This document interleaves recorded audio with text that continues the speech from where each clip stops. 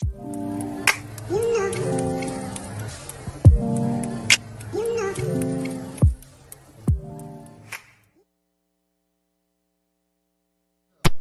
everybody. This is Speakeasy Podcast TV. We're back. This is episode 3 we got in the house Chef Rob.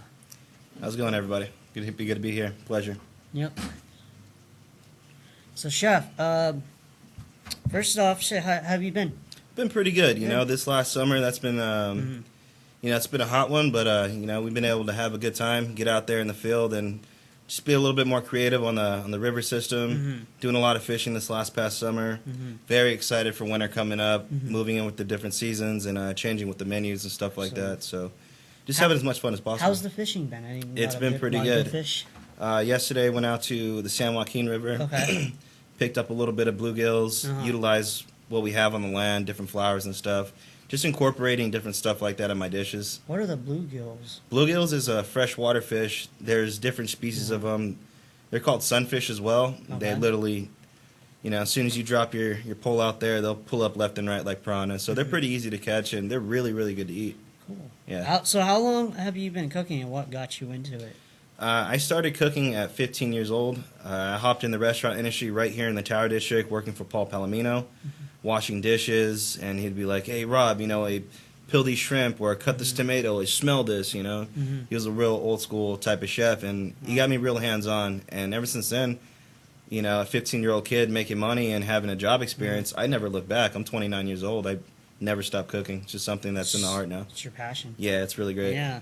So what are your inspirations for cooking? What kind of drives you? Your motivation? Mostly what we have in our ecosystem here in Fresno. Utilizing the farmers that we have, all of our local products. Our climate weather is very, I want to say, very close to the climate down in southern Italy, in those areas. So we grow from the fruits to our nuts, literally the best product here. And everything is local. Everything's local. So I use all those little traps for myself just to incorporate in my food. Local artisan farmers, Mouse Farm, just to name a few, Rocky Oats, Goat Creamery. Just everything that we have here in our valley is what I use in my menus. And the chefs that inspire me are, you know, Francis Mallman. He's a very old-school Argentinian chef. We have Virgilio Martinez down in South America, Peru, Alex Atala. See, all these OGs right there, I take from different styles around the world and utilize what we have here in Fresno and just try to make the best of it. Wow. Yeah. That's awesome. So currently, what restaurants are you working for? Right now, I just finished my season with the Fresno Grizzlies. It was a great experience. I loved it very much. Got to cook for a lot of cool people. I've been called up to... Probably got some good games, too. Yeah, we had a lot of good games, saw a lot of good things go down. We fed Don Felder. We got to feed Leonard Skiddard. Fed the lead... Yeah, so lead singer from the Eagles. Wow, that's awesome. So it's been a pretty cool season. Got to meet a lot of cool people. Currently, I'm heading up to Table Mountain, their new casino up there, so I'm excited to go work for these guys and see what it's about. Yeah, they just built that, too. I mean, yeah, very nice kitchen, very nice facility, so I'm excited to head up and put in the work. You have some dishes here that you've oh, most definitely. Yeah, actually, that one right there is a cannabis freestyle. We did an octopus, so it was a chimichurri octopus with a little bit of... I believe that day we did a cherry salsa. So cook down the cherries, add a little bit of heat to it. You know, I like octopus, but I don't think I could eat it like that. Like, if I can identify what I'm eating, I'm one of those people, it's a little scary. Yeah. See, that's the cool thing about my style of cooking. I want to slightly make you uncomfortable. Just slightly. Just so it pushes people out of their out of that box, you know. So that way you actually get a chance to try something, and you would never know, like, man, this is really great. The first time I tried octopus, I cooked it myself, and I freaking destroyed it. So I was like, man, I can't do that again. So learning how to cook it right, reading a lot that helps a lot. But the second time I made it, I was like, man, this is great. When you eat it like that with the suckers on it still, does it like affect how it goes down? Oh, not at all, not at all. Anything that's all texture stick to your mouth. Man, that's if you're eating it alive. That's down in Japan. If you swallow, I've seen that too. I've seen where they eat them live, and like I've heard stories of like people choking. Yeah, they'll like crawl back out your mouth. That's something you don't really want to do. Crazy. So, but boiling the octopus real quick, blanching it just a little bit, and then finish it off on the grill. You don't want to overcook it too much. Okay. What we have right here. This next one? This next one was a really cool freestyle. I had a friend of mine. Her name is Cam. She worked at Bitwise, and she she's vegan. Mm-hmm. So during that time, I was working a little bit more with vegetables. And I feel like anybody can cook a piece of steak, pork chop, but working with vegetables is a true test of a chef. Okay. So what we have right here is a really nice heirloom tomato. I took an avocado, fanned it out very nice, and made myself a nice little ring. Mm-hmm. In the middle is sautéed trumpet and oyster mushrooms, a little bit of onions, seasoned up with a little bit of salt and pepper. Keep it very simple. And I believe there's a little bit of arugula that's been wilted in there, and just I gave her a really nice little quick presentation of my style of a vegan dish. Okay, it looks very fancy. It was fancy, I went a little extra that day, but it was a good time. And I think we got a few more. Next lamb. One. Lamb is I love lamb. Lamb's great. I feel like it's so really slept healthy on. for you, It's too. super, super good. Oh yeah. I feel like a lot of people, they had their first lamb experience. It was just like, I don't like it. You know, you just got to learn how to. It's very cook it right. gamey. It does have a gamey. So in order to cut that out with this one, what we did, I rub it with Dijon mustard and then give it a nice little chopped herb crust. So we'll do like rosemary, some thyme. You could do chopped basil. That day, it was just rosemary and thyme, chopped very fine. Dijon mustard, and we coated it with a little bit of those herbs. Hit it with some fresh paprika for a little spice. And then we hit it on the grill. What's the sauce around that? So that real quick, my chef loves that right there. So shout out to Chef Ortiz. He always gets on me because I have my little balsamic glaze. But that day, we were doing a quick freestyle. So a little bit of roast potato, some trumpet mushrooms on the side, little microgreens from Microgreen Depot, and just some really good, home-cooked lamb. That was a real simple dish. What are those microgreens that you've been messing with? I've been seeing those. Microgreens is its earliest stage of just about any plant. They could be baby carrots. They could be radishes. I believe that day we were using radishes. Okay. So literally at its earliest form, that's what microgreens are. And we chop them from the, straight from the stem, and then we plate from there. Okay, all right. And then we have this next one, I believe. That one was a pretty cool challenge right there. That was an online challenge for Chef's Roll, and I was working with plantains. So I do these online competitions for Chef's Roll. They pick and choose who wants to compete. I've been lucky enough to been chosen a few times to compete in these competitions. So this one right here, we're working with plantains, and plantains is basically like the buffer cousin of the banana. Eaten a lot in South America, Central America. It's very Latin American. Okay. And it's one of my favorite things to eat. They're super, super good. So on this approach right here, I did a a la cubana, basically with a puff pastry. I took chipotle, and I also blended it down with bananas to make a nice chipotle banana salsa. I piped out a little bit of those roasted bananas right there, and just basically trying to utilize the banana as much as possible. And then we had a really nice, ribeye steak to go along with it. But the banana is the main star of that dish right there. Nice little egg yolk in the middle.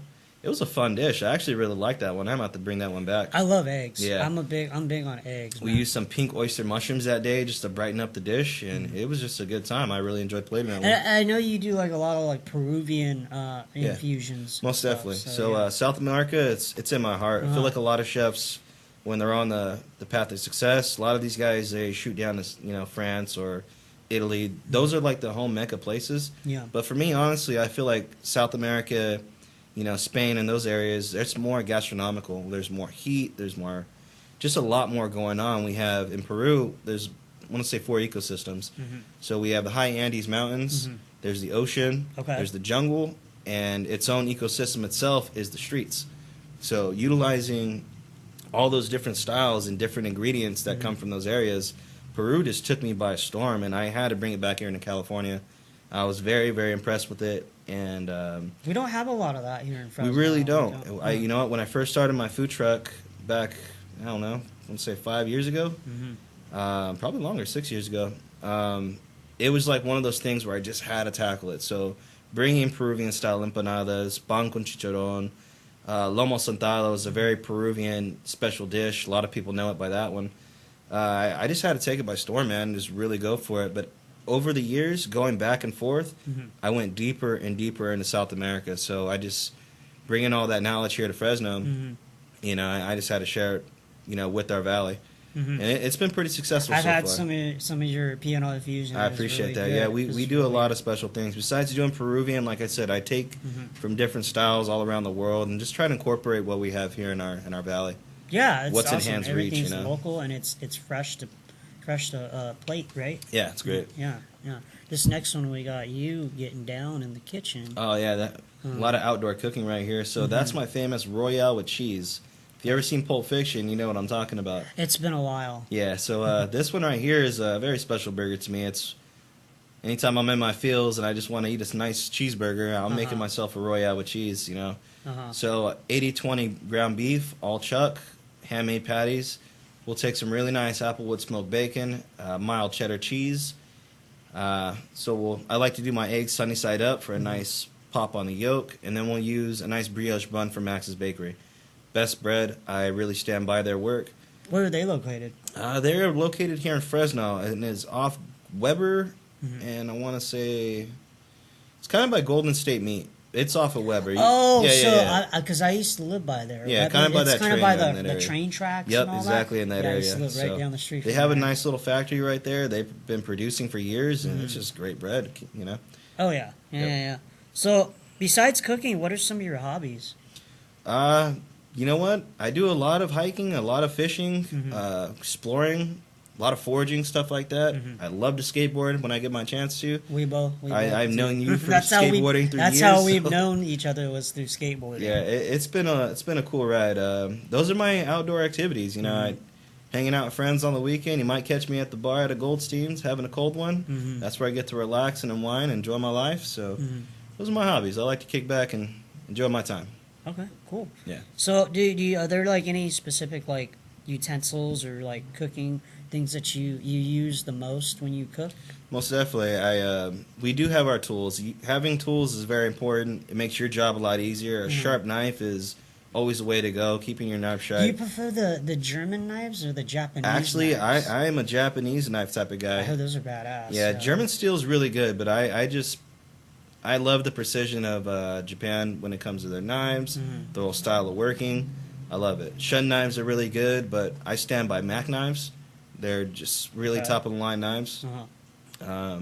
Central Fish, they have. If you go upstairs to Central Fish, they have a whole section, you know, for chefs and all the sushi knives, all kinds of knives that you get. So that's where I spend my money. Oh, dude, Central Fish! I remember my parents used to take me there all the time. But great place. Yeah, you get some really good food there. Do you cook outside of your profession, like at home too, when you go home? Sometimes I do. Let's say if I'm just like working on a dish, or I just wake up and like, you know what, I'm gonna go cook today. So like today after this, I'm gonna head out to the river down, not San Joaquin, excuse me, Kings River. Find a nice little spot. We'll do some cooking out there. But out of honesty, I working in this industry for so long, I'll come home. I won't even warm up the pizza. I'll just cold pizza, crack a beer, maybe a top ramen. I always thought of that too. Like I don't like cooking. I can cook. I cook certain things. I'm not the best, but I can cook some dishes. And it's like I hate, me personally, I hate cooking. Yeah. But that's, I guess you got to have a passion for it. But if I did it and I liked it and I did it as a profession, I wouldn't want to go home and cook. Not all the time. You're gonna get tired of it. You don't want to burn out your passion. When I step in the kitchen, there's two Robs. There's Chef Rob, and then out of the kitchen there's Rob. So I try to like not mingle both of those together, because then it'll just kill everything that I love. You know. Yeah, you're gonna get burned out on it. Yeah. So do you prefer? Good question. Do you prefer surf or turf?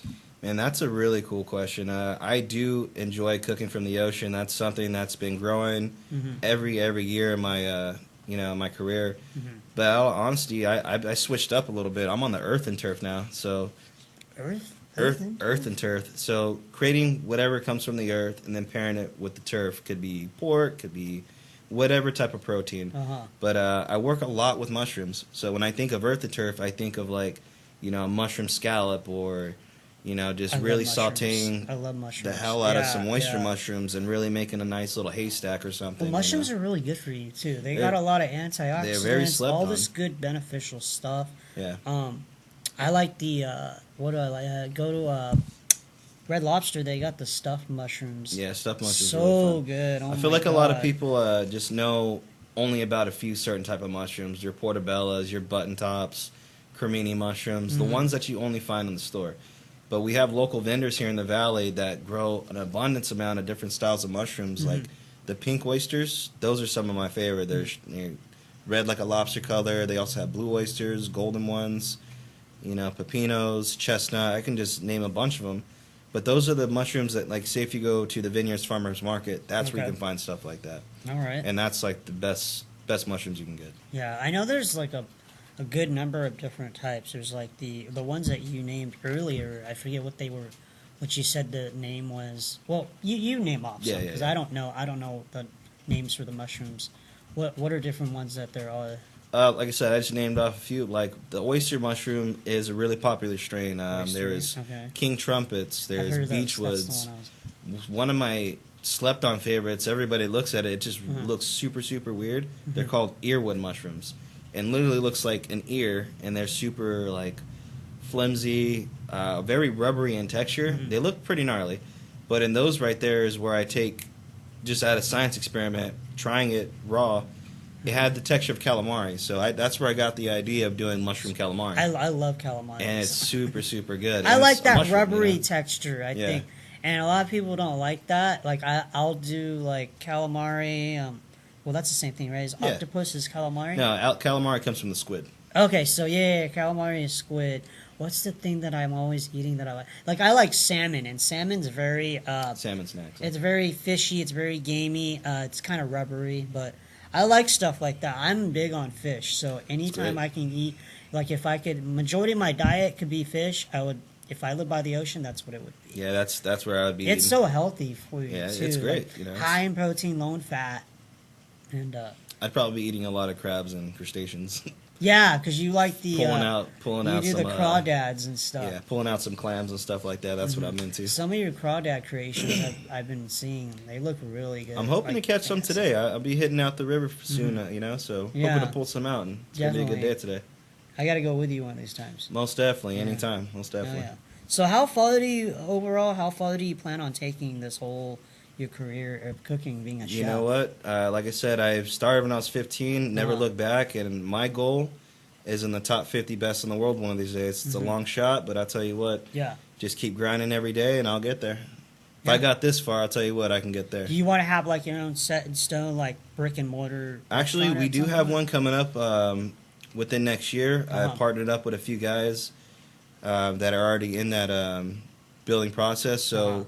Soon in Clovis, on Pulaski Street, across the street from the Bank of America, we have opened up, in April, May, once construction, everything's lined up.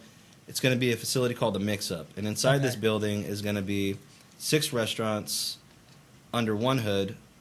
And it's going to be more like not sit-down dining. It's all like fast-paced to go, very casual dining. There's also a beer garden in the back, similar to Gazebo Gardens. There's boba and shaved ice. Everything that you will find, say, in a food court mall, would be in one building. And that's the vision that we have implied for. They kind of have something like that in downtown. They have it where, what's that one place? The Mammoth Mall or something like that? Vegan, it's good. The vegan places in there. I forget what it's called. Not Planet Vegan. Raw? Raw is in there. They have so they have a bunch of little restaurants in there. Correct. So we're opening up one in Clovis. I partnered up with these guys and also with a brewery called Crow and Wolf, best beer. Where are they at? I've seen them. They're off I want to say off on Herndon, kind of in the cuts behind Jimbo's.